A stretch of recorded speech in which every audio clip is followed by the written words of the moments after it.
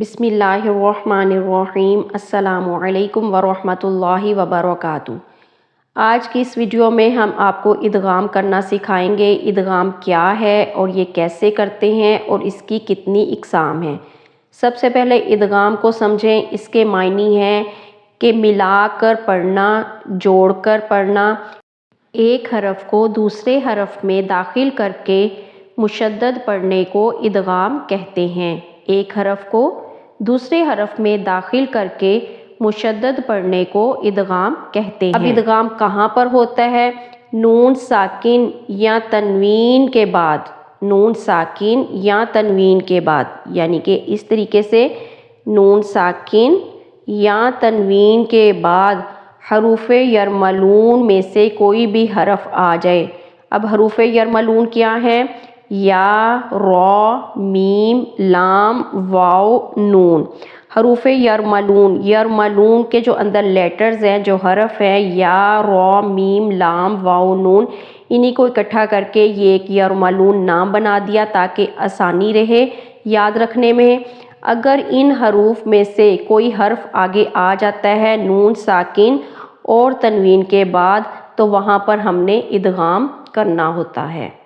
اب ادغام کی دو اقسام ہیں، ادغام بلا غنہ اور ایک ادغام بالغنہ۔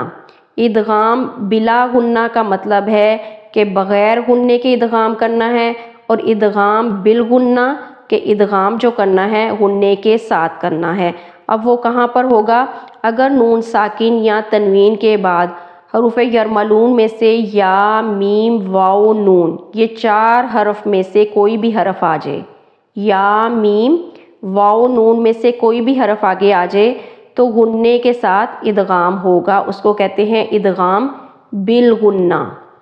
اور نون ساکن یا تنوین کے بعد لام اور را میں سے کوئی حرف آ جائے تو پھر غنے کے بغیر ادغام ہوگا، تو وہ ادغام بلا غنہ ہوتا ہے۔ اب ہم آپ کو مثال کے ساتھ سمجھاتے ہیں۔ یہ دیکھیں، نون ساکن کے بعد یا آ گیا تو یہاں پر ادغام ہوگا، لیکن ادغام بالغنہ ہوگا۔ میں یقول، اب یہاں پہ ادغام کیا، ایک حرف کو دوسرے حرف کے اندر ملا کر، ساتھ ملا کر پڑھا، جوڑ دیا، لیکن غنہ بھی ساتھ کیا۔ اب اس کو میں یقول یا میں یقول نہیں کہیں گے، میں یقول۔ اب دیکھیں یہاں پر میم آ گیا، یا، میم، واو، نون، یعنی کہ چار حروف اگر آئیں گے نون ساکن اور تنوین کے بعد تو ادغام غنے کے ساتھ ہوگا۔ ممن، ممن، من نور، من مطر، من نطفة، من یکفر، من وجدکم۔ اب یہاں پہ دیکھیں واو اور پیچھے نون ساکن، تو یہاں پر ادغام ہوگا غنے کے ساتھ، من وجدکم، من وجدکم، من ورقی، من ورقی۔ اب یہاں پہ تنوین آ گئی، تنوین کے بعد یا، میم، واو، نون، یہ چار حرف میں سے کوئی حرف آ جائے تو ادغام غنے کے ساتھ ہوگا، اور اگر آگے لام اور را میں سے کوئی حرف آتا ہے تو پھر ادغام بغیر غنے کے ہوگا، وہ آگے ہم آپ کو مثال کے ساتھ سمجھائیں گے۔ قصر مشید، نوح وعاد، عظاما نخرة، لیلۃ مبارکۃ، عینا یشرب۔ تنوین کے بعد یا، میم، واو، نون، ان چار الفاظ تنوین اور نون ساکن کے بعد آئیں تو ادغام غنے کے ساتھ۔ خیر نزلا، ہادیا، بشر۔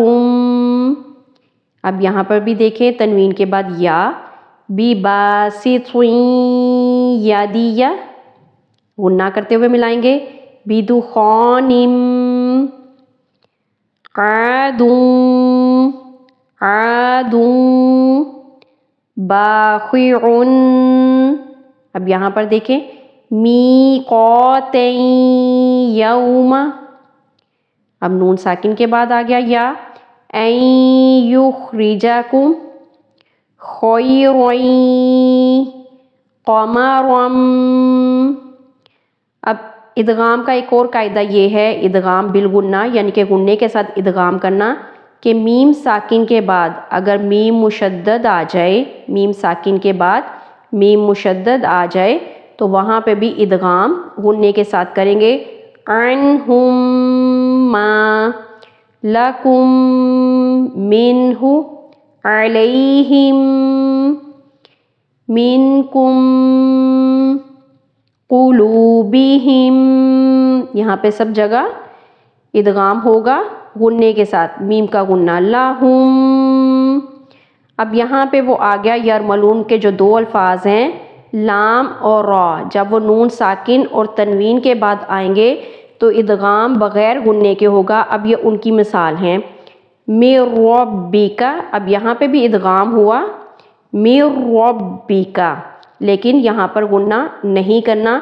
नून साकिन और तनवीन के बाद जब लाम और रा वाले हरफ आएंगे तो फिर इदगाम होगा मगर गुन्ना के बग़ैर होगा। मिर रब्बिका मिर रसूलिन मिल्लदुन्हु यकुल्लहु गफूरुर रहीम। रॉ को रॉ के साथ हमने मिलाया, इदगाम किया बग़ैर गुन्ना के। इसको गफूरुन नहीं कहना, यानी कि तनवीन के आखिर में जो नून साकिन की आवाज़ है वो नहीं, इदगाम करेंगे, रॉ को रॉ से मिलाएंगे गफूरुर रहीम। समारोतिर रिज़्क़ा समारोतिर रिज़्क़ा ईशतिर रादिया ईशतिर रादिया। हुदल्लिल हुदल्लिल, पहले हमने रॉ को पढ़ा जज़म के आगे और तनवीन के आगे, इदगाम किया गुन्ना के बग़ैर। अब हमने लाम को पढ़ना है हुदल्लिल, यहाँ पे भी हमने नून साकिन के बाद लाम को पढ़ा, यहाँ पे भी नून साकिन के बाद लाम को पढ़ा। अब तनवीन के साथ लाम को, हुदल्लिल मुत्तक़ीन मालल लुबद, मालन नहीं कहेंगे, आखिर में नून साकिन की आवाज़ नहीं आएगी, इदगाम करेंगे मालल लुबद।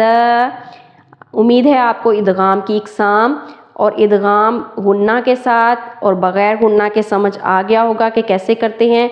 अगर फिर भी आपको कोई लफ्ज़ मुश्किल लग रहा है, समझ नहीं आ रही, तो आप हमसे कमेंट सेक्शन में पूछ सकते हैं।